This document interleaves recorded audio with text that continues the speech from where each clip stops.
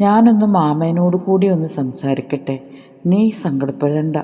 മാമയ്ക്കും ഇപ്പോൾ മറ്റാർക്കും കൊടുക്കണ്ടല്ലോ. കണ്ണൻ്റെ സ്കൂള് എത്ര ദിവസമെന്ന് വെച്ചാൽ പോവാം. ഒരാഴ്ച കഴിയാറായിരിക്കണം. ഓണപ്പരീക്ഷ അടുത്ത് വന്നിരിക്കണം. ഇക്കാണെങ്കിൽ ഒന്നും പറഞ്ഞു കൊടുക്കാനും പറ്റണില്ല.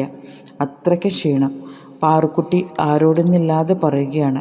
സതി ചെറിയ കുട്ടിയെയും എടുത്തുകൊണ്ട് അപ്പുറത്തേക്ക് പോയതും അമ്മ സാവിത്രി മകളോട് കുശലം ചോദിക്കുന്നതിനായി അകത്തേക്ക് കയറി. എൻ്റെ ഇപ്പോൾ പരമൻ ഒരാഴ്ചയായില്ലേ പോയിട്ട്? നിന്നെ കുട്ടികളെയും കൂട്ടാനെത്തിയില്ലല്ലോ. അവൾ മെല്ലെ ഒന്ന് മൂളി.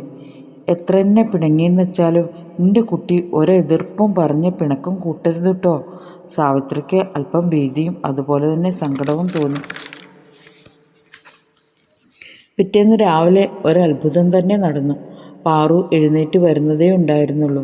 മുറ്റത്ത് കിടക്കുന്ന മാമയുടെ വെള്ള മാരുതി കണ്ട് അവൾ അതിശയിച്ചു. പൂമുഖത്തിരുന്ന് സംസാരിക്കുന്ന അച്ഛനെയും മാമയെയും അവൾ സങ്കോചത്തോടെ നോക്കി. മാധവൻ പാറുവിനെ അതിശയത്തോടെയും അല്പം പുഞ്ചിരിക്കുന്ന മുഖവുമായി എതിരേറ്റു. നീയെ ചായ കുടിച്ചിട്ട് കുട്ടികളെയും കൂട്ടി ഒരുങ്ങിക്കോള്. മാധവൻ വന്നതല്ലേ, പരമനെ ഇനി ബുദ്ധിമുട്ടിക്കണ്ട.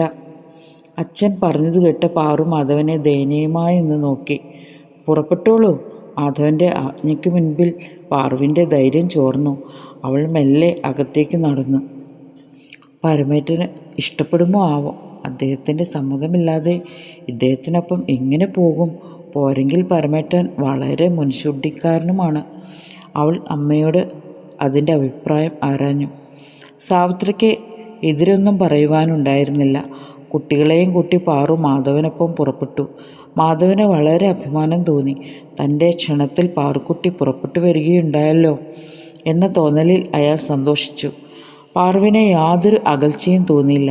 ഒരു ഭയം പക്ഷെ അവളെ പിന്തുടരുന്നുണ്ടായിരുന്നു. തൻ്റെ പരമേട്ടന് ഇത് ഇഷ്ടമാവുമോ എന്ന ഭയം. പോരുന്ന വഴിമധ്യേ അവളോട് ചോദിക്കാതെ തന്നെ പാറുവിന് ധരിക്കാനുള്ള വസ്ത്രങ്ങളും കുട്ടികൾക്കുള്ളതുമായ അവശ്യ സാധനങ്ങളും വാങ്ങി. മാധവന് ഒരു ലോകം തന്നെ പിടിച്ചടക്കിയ ഭാവമായിരുന്നു. ആരുമില്ലാതിരുന്ന് തനിക്കും സ്വന്തം എന്ന് പറയാൻ ഒരാൾ ഉണ്ടായിരിക്കുന്നു. അയാൾക്ക് പാറുവിനെയും കൊണ്ട് ദൂരെ ദൂരെ പോകണമെന്ന് തോന്നി. തൻ്റെ അനുജത്തിയുടെ വിവാഹക്കാര്യത്തെക്കുറിച്ച് പാറു തുടക്കമിട്ടു. ആഭരണങ്ങളും പൈസയും ചോദിക്കുന്ന കാര്യവും അവൾ പറഞ്ഞു. സ്ത്രീധനത്തുകയും ആഭരണത്തെയും കുറിച്ച് ഭയക്കേണ്ടതില്ല എന്ന് മാധവൻ പറഞ്ഞത് പാറുവിന് വളരെയേറെ ഇഷ്ടമായി. വേഗം തന്നെ അത് നടത്താനുള്ള തയ്യാറെടുപ്പുകൾ തുടങ്ങിക്കൊള്ളാൻ അയാൾ നിർദ്ദേശിച്ചു. വണ്ടിയിൽ തനിക്കൊപ്പം തന്നെ പാറുവിനെ ഇരുത്തിയപ്പോൾ അയാൾ സന്തോഷിച്ചു. ഒരു മുന്തിയ ഭക്ഷണശാലയിൽ കയറി അയാൾ അവൾക്കും കുട്ടികൾക്കുമുള്ള ഭക്ഷണവും വാങ്ങിക്കൊടുത്തു. അതെല്ലാം പാറുവിന് അതിശയമായിരുന്നു. കാരണം പരമേട്ടൻ തന്നെ അധികമൊന്നും എവിടെയും കൊണ്ടുപോയിട്ടില്ല എന്നവൾക്കറിയാം. ഇത്രയും സാധനങ്ങളൊന്നും വാങ്ങാൻ അദ്ദേഹത്തിൻ്റെ കൈവശം പൈസ എവിടുന്ന്? പരമനെക്കുറിച്ച് ഓർത്തപ്പോൾ പാറുവിൻ്റെ ഹൃദയം മഴനീർത്തുള്ളിയായി.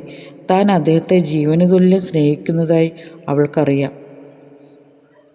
പക്ഷേ തങ്ങളുടെ ജീവിതത്തിലേക്ക് ഒരു